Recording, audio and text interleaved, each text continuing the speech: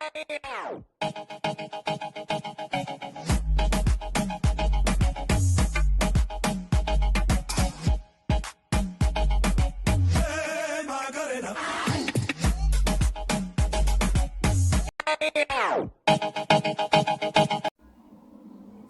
байцгаана уу? Ээлжид болоогтай татаа марил. За би өнөөдөр витамин болон уудаг витамин болон хаалтын тухай ярих болно. Тэгээд энгийн хүүхдүүд ч гэсэнтэй Д омега ууж авах хэрэгтэй. Тэгээд Д-ийн хувьд бол ингээд хэвэрт юм уу санвитийн юм таблетын витамин авдаг. Тэгээд өдөр алгасахгүй өгж байгаа үедээ 1000 таг. Тэгээд мартаад нэг 2-3 хоног мартчихаараа 4000 таг нэг удаа өгвөл тэгэл маргааш нэг өдрөөс нь 1000 тагаа өгвөл явцдаг. Тэгээ омеганы хувьд болохоор энийг би өгөх гэж авсан чинь энийг уухгүй байгаа. Ийм витамин нөгөө хоол юм голдог. Тэр баргийн юм уудаггүй хүнд бити уулахаараа бити өгөөрэй. Угаасаа уухчихгүй. Бити авч өгөөрэй. Энийг би өөрөө ууж байгаа. Тэгээд энэний өмнө нөгөө нэг Неофогийн тийм хүүхдийн нөгөө жели витамин байсан хгүй тэрийг 2 харьцгийг ууж тус тэр л амар зүгээр юм. Тиймэрхүүг л авч өгье гэж бодлоо. Тэрийг ерөөсөө тэгээ энэ витамин гэж ойлголтгүйгээр зүгээр гоё чихэр гэж ойлгоод амар нэхэж уугаад исэн идэдсэн. Тэр омегаг жели омегаг тэгээд энийг нөгөө ингэний хатаан болсон энийг өгж байгаа. Энийг тэгтээс ойрд нөгөө жоохон хоолны хямны хордлогонд ороод ойрд жоохон дотор мотом жоохон тиймхэн байгаад байгаа. Тэгээд энийг ойрд бол угаагүй өгн хэсэг жоохон уусан. Тэгээд энийг ингэний сүв болохоор яг хөдөөнөөс ирсэн яг ингэний сүв болохоор бас уухтаа жоохон муу байгаа. Тэгээд энийг харин гайгүй угаад байгаа. Гэхдээ ойрт бол хордлогонд орчууд энийг амрууга ойртлохгүй. Тэгээд их чин дүүн угаад байгаа. Тэгээд энэ витаминыг би авч өгөх амар дуртай. Тэгээ өөр нэг төрөл байгаа тийм загасны омегатай төрөл. Тэрийг өгөх дуртай. Амар тийм сайн үр дүнтэй ах шиг санагддаг. Тэгээ энэ болохоор мультивитамин байхгүй юу? Нөгөө DHA гэдэг. Тэгээ энийг унших юм бол тархины төгс найрлага тэжээл битком палетином бага насны хүүхдүүдэд элбэг тохиолдох тархины хүчил төрөгчийн дутагдал, тархины даралт, тархины эмгэгшил, мэдрэлийн гаралтай ядаргаа, толгой хөлрөн шөнө ойрхон сэрэх үед хэрэглэвэл илүү тохиромжтой, найрлагандаа хүүхдийн уурэг тархинд нэн шаардлагатай холын ч мөмдгөө бионч мэдэхгүй 6-аар оруулчих. Ой тогтоолтыг нэмэгдүүлж анхаарал төвлөрөлийг сайжруулна, тархины ажиллах чадварыг дээшлүүлнэ гэв. Тархины эсийн өсөлтийг нэмэгдүүлнэ, глютены хүчил нь тархины эрүүл байдлыг хадгалах, энерги их өсвөр, полын хүчил, төв мэдрэлийн системийн холбоосыг бэхжүүлнэ, зэрэг агуулдаг. Мөн хүүхдийг амин дэмэд төвтлээс урьдчилан сэргийлнэ гэдэг ийм олон төрлийн витаминтэй. Энийг уугаад дуусчихад ерөөсөө тийм хоолндоо сайн болвол тэгэл их хөөрхөн цаглаг болоод ах шиг санагдаад идэв. Энийг уусны дараа тэгээ нөгөөдгийг уухаар бас хоолны зуршил аягүй сайжрах шиг. Энэ хамгийн гол нь би нөгөө автоцмиг хүмүүс одоо янз бүрээр тайлбарладаг шүү дээ. Юунаас болов гэхээр янз бүрээр тайлбарладаг. Тэгэхээр миний хувьд болохоор ингээ 3 хүүхдээ яг тийж ах юм жирэмслэлтийн явцад яг энэ дунд хүүхд дээрээ амар юу мэдэрчсэн. Нөгөө яг шүн унтчихаад ингээд яг өвөл дандаа жирэмсэн биш таарсан байлээ. Тэгээд яг ингээд өвөл 12 сард амар амьсгаад амьсгалж чадахгүй гэл ингээд шүн унтчихаад босч ирдэгээс ахгүй агаараа амар дутагдаад амьсгалж чадахгүй болж аягүй их сэрдэг гэсэн. Тэгээ би амар 3 хүүхд дээрээ Тэгээ яг дундх дээр л дийжсэн болохоор би энэ хүүхдийг ерөөсө хүчил төрөгчийн дутагдлаас болов гэж аяг боддог байхгүй. Тэгээд сүүлд уншсан чинь ингээд тархины хүчил төрөгчийн дутагдал тий цусндах хүчил төрөгчийн дутагдал гэдээ бас тийм юмнууд эдэм билээ. Тэгээд тэднээс миний хүүхдүүд миний одоо дундх хүүхд одоо аутизмын шинж тэмдэг илрээд байна уу гэж надад бол миний хувьд бол тийм эргэлзээ байгаад байдаг. Тэгээд вакцины хувьд бол би өстой сайн мэдэхгүй. Вакцины хувьд болохоор вакцинаас болдог бол би болохоор вакцинаас болдог бол багыгаа л аутизмтай гармаар юм да гэж боддог. Яагаад гэхээр би коронагийн манай баг чинь 22 он төрсөн ахгүй. Тэгэхээр коронагийн вакцин 22 оны 3 сард төрсөн. Би коронагийн вакцин 21 оны 6 сард коронагийн вакцин ингээд яг хүүхд ингээд олоод удаагүй байхдаа коронагийн вакцин мэдхгүй хэлчихсэн байгаа аахгүй. Тэгээд яг тэрнээс вакцинаас болдог бол тэгээ манай баг л одоо ингээд би аутизмтай баймаар ингэж бодогддیں۔ Тэгээд вакцинаас болсон гэдэгт бол эргэлздэг. Сайн мэдхгүй зүйлийнхаа тухай мэддэг юм шиг юмэр байна. Тэгтээ бол яг тэгж бодогддог. Вакцинаас болсон гэвэл манай баг л тэгж болмоор ингэж бодогддог. Тэгээд би ер нь бол хоёр томынхаа болохоор төрснөөс хойш вакцины ер нь том болтол нь хийлгээгүй. Манай том бол одоо вакцин ер нь баг хийлгээгүй шин. Тэгээ дундх болохоор би 9 сартад нь л баг хөж хийлгээд явсан. Баг багт нь 2 3 4 5 сартын вакциныг ер нь жоохон 8 9 сартаагаас нь эхэлж нэг 2 3 сартаагийнх нь вакциныг хийлгээд яваад исэн жоохон тийм татах гад байгаа юм шиг жоохон эмзэг байгаад байдаг гэсэн.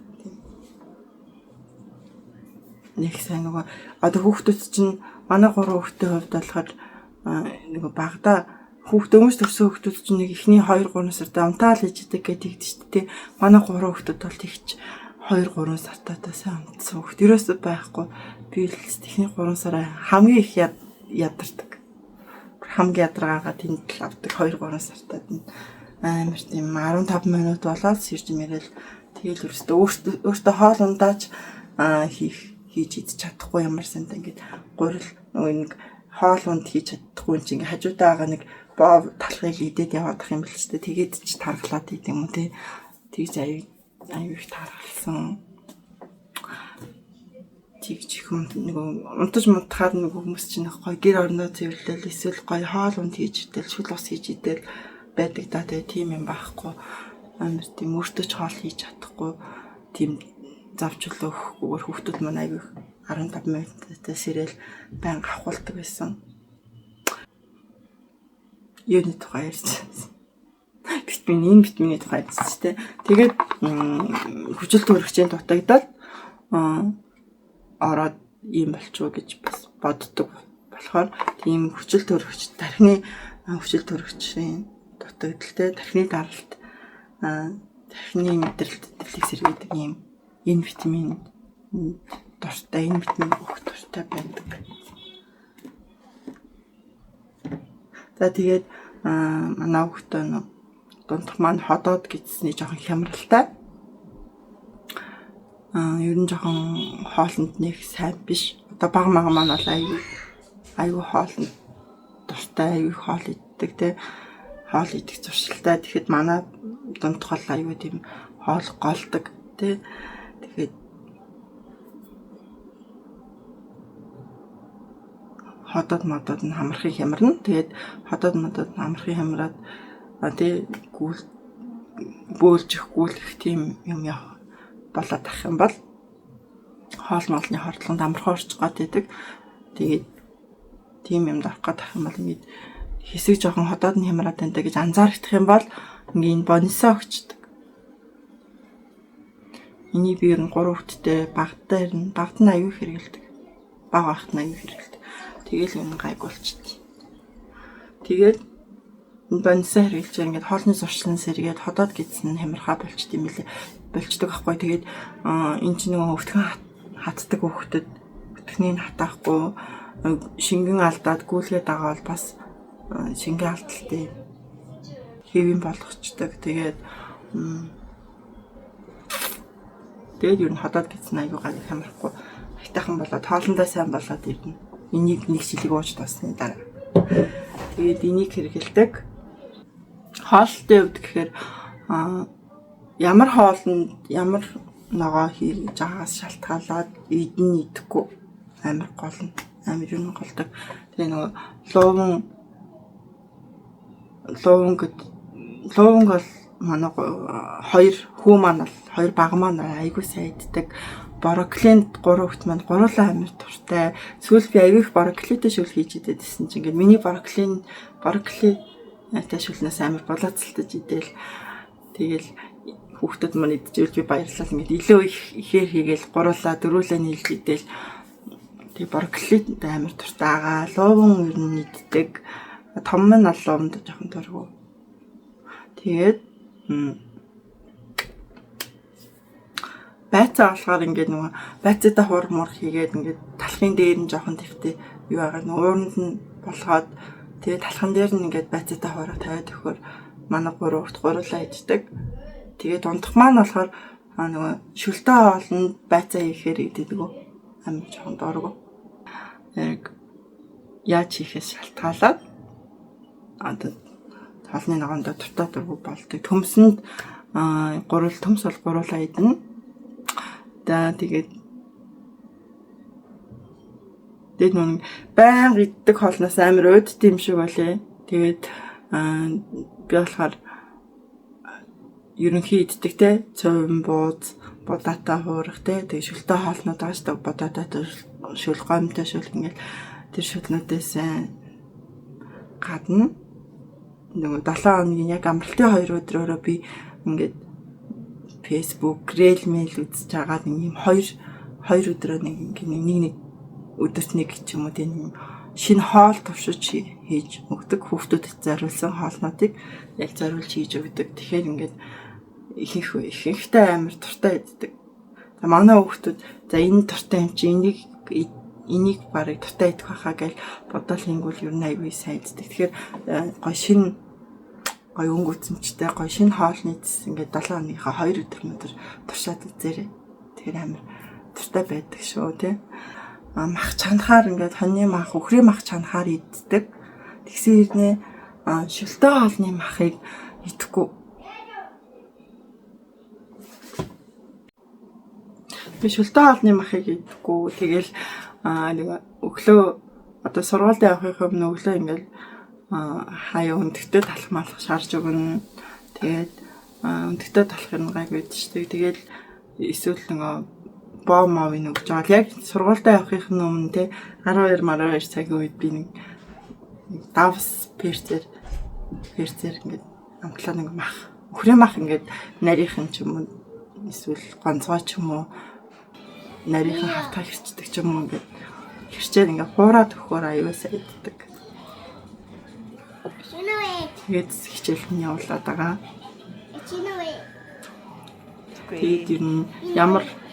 Тэгээд ямар махыг ямар хоолнд хийж байгаа шалтгаалаад хаяа идэхгүй. Тэгэхээр нөгөө хоол яаж хийхээс шалтгаална.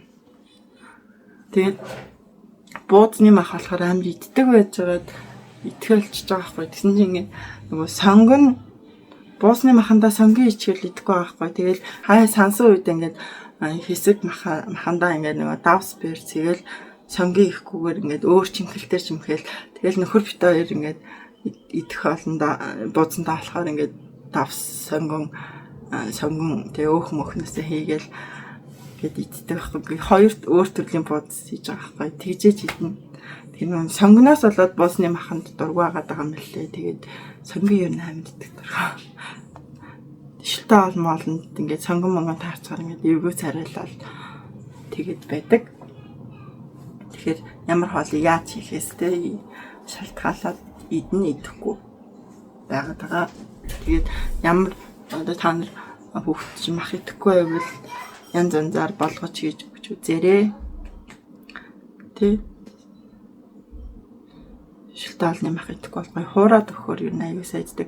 Тэгээд дахианы маханд бол угаас хүүхэд болгон дуртай идэм байна.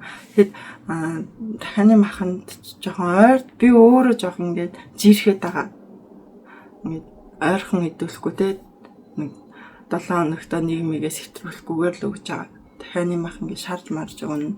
Тэгээд эсвэл мёгтэй дахианы махтай шүл будаа ингээд хажууд нь тавиад ингээд идэхээр амар дуртай. Тэгээд дахианы махныг идүүлээд авах юм бишээ тий. Тэгээд ингээд дахианы махаараа шүл хийх гэж байгаа бол тэр заавал юу явуулж байгаа шүү. Заавал буцалгаад тий 2-3 минут чанж буцалгаад тэгээ шүлийг хаяад тэгээ дахиад буцлахаар арай амт нь тийм эвгүй өнөр эвгүй амт нь гайгүй болцсон гоё шүлтэй болдог байхгүй. Тэгхгүйгээр ингээд шууд түүхээгээр ингээд буцалгаал тэгээд бүх юм хийгээд идэхээр ингээд тэр шүл мүлийн нэг тийм арьсан тэр нэг дахианы махнаас ялгарч байгаа тийм өнөр амтын арилгахгүй идэхээр надад л сэтгэлд нэг тийм хордох гээд байгаа юм шиг хүүхдүүдэд хордуулчих гээд байгаа юм шиг тэгээ тийм муухай сэтгэл төрөхгүй тийм дахианы мах бол өөрөө ч идэх дургүй болцсон. Хүүхдүүдтэй ч өгөх дургүй болчлоо, ойртлоо, тийм л болчлоо. Тэгээд ер нь болгож дахианы мах идэхээр бол тэгж чанж манаад, шүлийн хасгаад дахиж болгож идэрээ. Тэгвэл арай тийм эвгүй амт өнөр нь байхгүй айтайхан болчихлээ. Тэгээд шарж марахаар бол тэгээд шууд л арчиж байгаа юм л та. Амтлагчаар ингээл дахианы амтлагчаар ингэж бүрэл амталж идчихэж байгаа юм л та. Шүл мөлөнд бол тэгж шууд хэрглэж мэглэж бол чаддгүй. Ойрт дургүй байгаа. Тэг хүүхдүүдтэй өгөх дургүй байгаа. Тийм хордуулчих юм шиг сэтгэл сэвтэй тэгээд нэхэд ахаар 7 хоногт нэг бол яалтчгүй л өгч байгаа. Ер нь дуртай. Гурлаа дуртай. Тэгээд боомд амар дуртай. Тэгээд боомоо гурлын ингээд боомоо жимстэй боомонд амар дуртай. Тэгээд тийм ингээд байнга өгөх юм бол хоолоо идэх болчихно. Тэгээд хоол хийхээс 2-3 цагийн өмнө боо ширээн дээр байгаа боо талхаа бүгдийг хөргөц рүүгээ ингээд хураагаад тэгэл хоолыг идүүлж байгаа юм л та. Тэгэхгүй бол хоол идэхээс өмнө ингээд боо идчих юм бол хоолоо идэх. Тэгээд 7 хоногт 2 өдөртөө ингээд шинэ хоолны өдөртөө болоорой. Тэгвэл амар хүүхэд нь тэгээд дуртай хоолоо олж идэх те. Шинэс мис туршиж үзээд тэгэхээр хүүхдүүд нь бас хоолндоос дуртай идэв шүү. Тэгээ нөгөө багаас нь ногоо идүүл сурах чухал юм байл л дээ. Нөгөө миний хувьд болохоор чинь манай том ч 10 настай одоо хүмүүс 10 настай ингээд 10 жилийн өмнө ингээ хүүхд анхны хүүхд төрүүлчихэд бантангаас өөр хоолнд оруулсан чинь ингээд бантангаас өөр юм төсөөлөгдөхгүй тий Facebook нэг хөгжөөгүй байсан юм уу би ашигладаггүй байсан юм уу гоё ингээ хоолны дэсэн мэс хүүхдийн хоолны дэсэн мэс мэдэхгүй ингээ тэгсэн чинь ингээд яг баг дээр хамгийн их ногооны нухаш хийж хоолнд оруулж байсан байхгүй юу. Тэгэхээр ингээд одоо үе чинь өмнөх үеэ бодвол өөр болсон тий гоё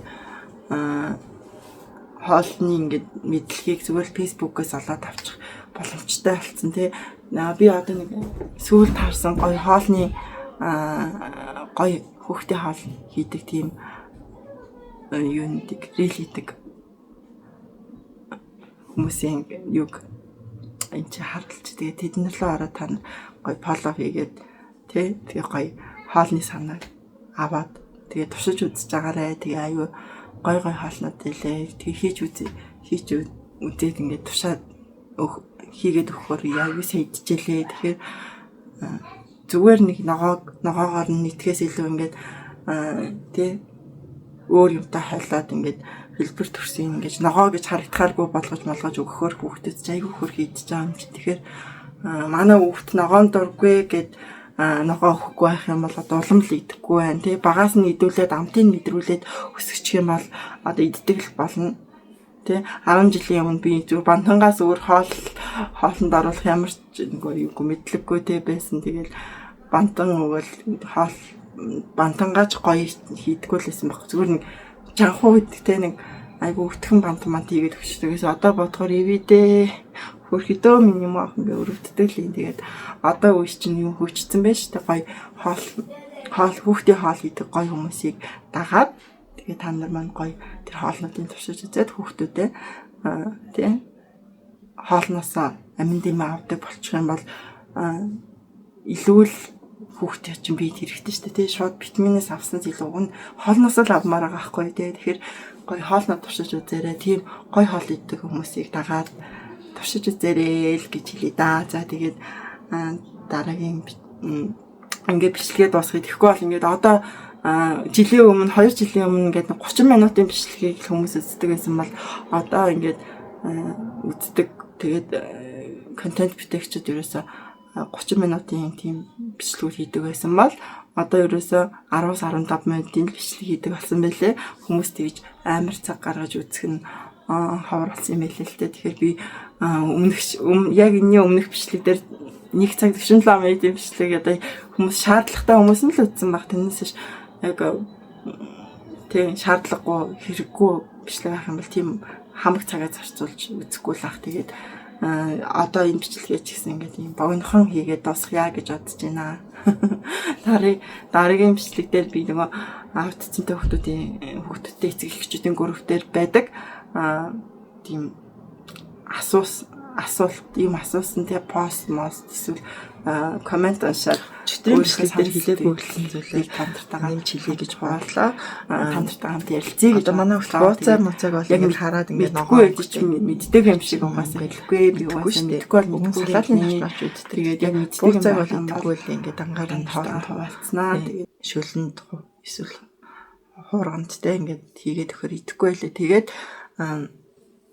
нөгөө жимсний ногоон жимсний шейк мэг хийгээд нөгөө бууцаа моцаага оруулаад хийчихээр ингээд одоо нэг юм стаканы 3-2-т нь хийгээд өгөхөд 3-1-ийг ингээд уучиж байгаа байхгүй. Тэгэхээр нэг 100 г хавцаа ногоон шейк тэг бууцаатай ногоон алимтай ногоон ус үзэмтэй эсвэл кивитэй гэд одоо нэг жоохон ундааны жуустэй халаад өгөнгөд ядаж 100 г нь уучиж байгаа байхгүй. Тэгэхээр нөгөө бууцаа иддэггүй гэд орхих биш ингээд 9 жараар хийж өг гэж оролдож үзэх хэрэгтэй ах нь штэ. Тэр санааг хэлхээ марцсан байна. Тэгээд би бас нөгөө дэлгүүрээс соруултай сүү ундаан тугаас амар дуртай. Соруултай сүү ундаа авахар жоох ингээд хит хитэн айгу муухай бичлэг үзсэн те. Ингээд нөгөө соруултай сүү ундааг ингээд задлангуул ёроолт нэг тийм хөгцтэй нэг ногоорсон нэг амар заван тийм юмнууд харцсан чинь тэгээ тийм юм өөх айгу дургу болцсон. Тэгээд гэртээ хийж өгөхийг л үздэг болсон. Одоо ногоон шикийг ол тэгээд буцаа моцаа оруулаад болгож чинь сүүний хувьд болохоор сүү манай хүүхдээс хэрэг сүүтэй одоо нэг каш маш ерөөсөө иддэг байхгүй юу. Тэгэнгүүт бас би ингээд манай хүүхдэд сүүтэй хоол иддэг, сүүтэй каш маш иддэг, тэ сүүтэй цай маа уудаггүй гэдэг нэг кальци авах чадахгүй байгаа байна мэн гэдэг нэг орхих биш би ингэж нөгөө юу яаж соруултай сүү уугаад байгаа юм чинь яахаараа тэ сүүтэй юм хийж өгч болохгүй байгаа юм тэ нэг ямар нэг арга нэг өдөрт нэг аяг сүүтэй сүү хүчмөр штэ тэ тэгэнгүүт гоё банан сүү халаад ингэ шейк хийгээд өгчөж байгаа. Тэгээ банан маань жоохон хужаа мужаа гэж жоохон ингэ тийм бас жоохон өөрөө жоохон би бол жоохон шижилээ л те хужаа банан гэл шижилсэн үедээ нөгөө Орос хөлдөөсөн гүзээлцэн те Герман хөлдөөсөн гүзээлцэн аваад хөрчөндөө тавьчин тэгэл ингээ нэг аяганд нэг 2 гүзээлцэн гэж бодоод нэг аягсанд тэгэл хийгээл миксертэй л те шейк хийгээл өгчин тэнгууд амар дуртай уу. Тэгэхээр манай хүүхд тэ каш иддэггүй сүү утггүй гэхгүйгээр ингээд гоё амттай болгоод өгөх юм бол уучлаа байхгүй. Тийм санаануудыг хэлхээ мартчихэж. Тэгээд яаж хийж байгаа л одоо гоё хоолны санаа тушиж үзэж байгаа л иддэггүй юм ин бас ингээд хэрэгцээтэй биед хэрэгтэй витаминлэг тэр юм заавал өгөхгүй л үздэг байгаа байхгүй юу. Тэгээд тэр санаагаа хэлхээ мартчихжээ. Тэгээд миний блогийн зорилго гэх юм бол нэгт аюу сайн ярьж сурах байдаг. Хоёрт одоо ингээд хүүхд ингээд ой хүрээгүй байхад тий гадаа мадаа авч гараад барийнхантайгаа гоё ингээд яриад нийгмийн харилцаанд ороод гоё хөвгчлөлтэй байж болдог байсан. Тэгээд хүүхдүүд ингээд цэцэрлэг сургууль дарцсан чинь нэг би өөрөө нэг нийгмийн харилцаанд орохгүй тэгээд юм нэг юм татгшаа хүн болохоо тэгснээ ингээд влог үзгээд гоё влогчин ээжүүднийх гоё ингээд өдөр тутмынхаа тий чадахгүй ингээд юмнуудаа ингээд хүмүүстэй хаваалцаал өдөр тутмынхаа зүйл ингэж хаваалцаал амар тийм хүмүүстэй ингээд гоё харилцаа үүсгээд тий ингээд комент бичсэн хүмүүстэйгээ ингээд гоё ярилцаал ингээд харилцаа үүсгээл гоё нийгмийн харилцаанд оролцоод одоо ингээд яг гэртээ суухаар бид нар ч одоо хямарч мямраал тий өөдөж мөдаал тий байх үе биш тий тэр мөрнээс ингээд гоё хол хайж чадж байгаа байхгүй гоё нийгмийн харилцаанд ороод хүмүүстэй гоё ярилцаал тий тэгж бас болох юм байна гэж бодогдоод тэгээд гоё бас ээж нартайгаа адилхан ээж нартайгаа тий зовлон нэгтэй ээж нартайгаа тий эсвэл зүгээр олон хүүхэдтэй ингээ гэртээ суудаг тийм ээж нартайгаа ингээ гоё харилцаа үүсгэж нийгмийн харилцаа нөхөө үүднээс тий одоо ингээл ерөөсөө бол миний ингээд ажил хийх одоо өнгөрч штэ одоо би ч одоо өсчм болоод 10 хэдэн жил болж байна. Тэгээд өсчингээр ажиллаж байхдаа нүүр бодож сурсан. Дажгүй нүүр бодно. Тэгээл саяхнаас нөгөө сая 4 сараас ингээд маникюр хийж хумс бодож сурч байгаа юм. Тэгээд одоо ингээд бүр ингээд хөгжүүлэх шаардлагатай л байгаа. Тэгээд бас өсч байхдаа нөгөө хөмсөг шивж сурсан. Тэгээд ингээд юмнууд ингээд амар сурах хоббитай. Тэгээд тэднэрээгаа ингээд одоо жоохон илүү ингээд хийдэг болох ингээд тийм сургалт мургалтанд явах илүү хийдэг болохонд яг сурах юмас сурцсан. Одоо жоохон ингээд хөмсгний хувьд гэхээр нэг ажиллахаа яг нэг газар ажиллахгүй байгаа болохоор ингээд яг гоё чанартай бодог тий хөмсгний бодог олдохгүй байгаа юм. Тэгээд тэрийг олох шаардлагатайгаа хумсны хувьд болохоор би амар гоё юу ах хэрэгтэй байгаа юм. Одоо нэг бодит хүмүүстээр амар сайн хийж сурах. Тэгээ хүмүүстээр сайн хийж дадлах хийх шаардлагатай байгаа. За тэгээд нүүр бодлтын хувьд болохоор би ингээд энэ өвөл яг шинэ жилээр нэлээд олон нүүр бодлтын тод бодлтын болог хийх бодолтой байгаа. Тэгээд ингээд зүгээр суухаар ингээд тийм амар тийм янз янзын болдож стресстэй тий тэгэхгүйгээр би өөрөө ингээд ер нь сурах хэрэмэлцэл амар ихтэй юу сурах юм амар их надад байдаг байхгүй бүр сурах амар хоббитай болохоор тэгээд ингээд өөрийнхөө хиймээр байгаа юм а хийгээд тэгээд амьдралаасаа гоё кайф мэдэрхийг хүсдэг. Тэгээд гоё бас гэж гоё санагддаг. Одоо хийж сурсан юмнуудаа ингээ хийгээл ингээ хүн амьтанд ингээ хийж мэйгээ ингээд ярилцаад нийгмийн харилцаанд ороод явахаар гоё санагдчихж байгаа. Тэгээд сая ингээд 100 ингээд бүжгэнд явлаа л да турах сонирхлоор тэгээ өөрөө бас ингээ бүжиглэх дуртай ер нь ингээ хөгжим сонсохороо л ингээ бүжиглэж дайлжгандаг хүн чинь ингээд гой бүжиглэж сурыг л та гэж бүжгэнд явж үзлээ. Тэгээ нөгөө сая 100-ны амралтаар явлаа л та. Тэгээ сургууль оронгууд жоохон гэр хоолдоод явж чадхааргүй болоод болчлоо. Тэгээ дараа 100 бас явна гэсэн бодолтой байна. Тэгээд турах ер нь байнгын хүсэлтэй байдаг. Түрүү жилийн нөгөө стар саяхан надтай гарч ирсэн байхгүй яг түрүү жилийн үдид хийсэн стар тэгсэн чинь би 79 кг байжгаад кето дайет кето хоол эрүүл зүй хоолт хооллоод би 79-ээс 74 кг болсон тийм стор хийжсэн байна. Тэгсэн чинь одоо би 82 кг-тай сууж байгаа байхгүй юу? Одоо яг одоо жилийн өмнө 74-тэй байж байгаа. Одоо 82 кг гэдэг чинь хэд юм бэ? 8 кг нэмчээ сууж байгаа юм. Oh my god. Тэгээ би сая бүжинд яваад нэг 2 кг 100 грамчлаа хассан. Тэгсэн чинь яг хүүхд сургуульд ороод яг гэртээ байж агаад эргээд нэмчиж. Уг нь 81-500 яж байгаа нэг 79-500 болсон. 79-500 тийм прайвт болсон. Тэгээд эргээд одоо 82 гэж нэмчихжээ.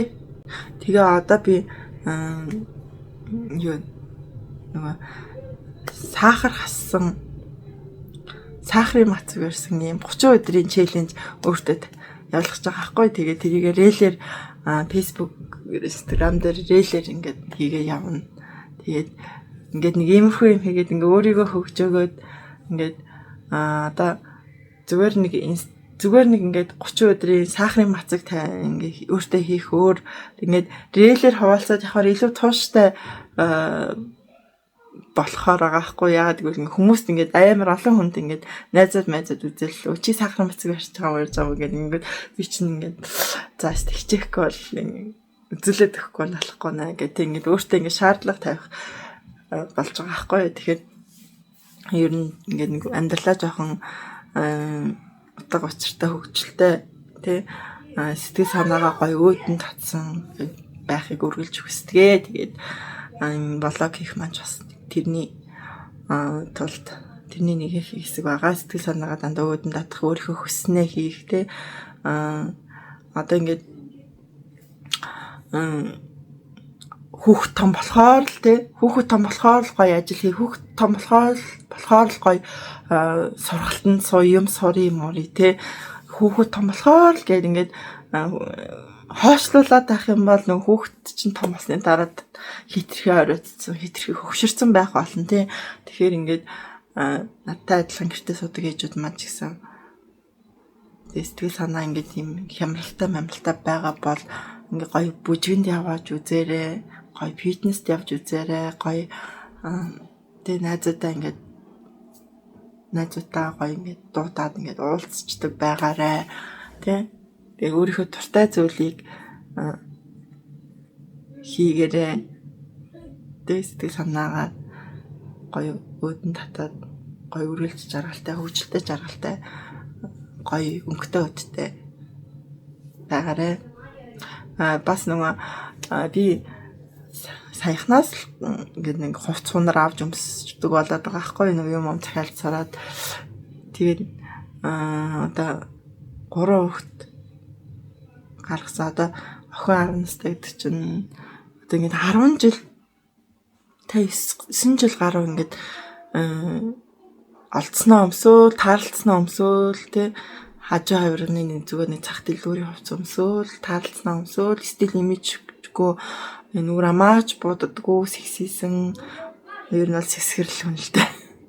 Гэтэ ингээд тийм олдсноо өмсөөл нэг аимшигын хувц сундартай ингээд нэрээ оршиж байгаа.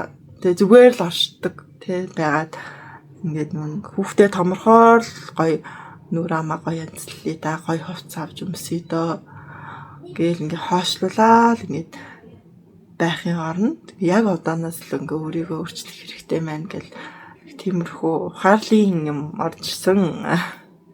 Тэгээд ер нь бол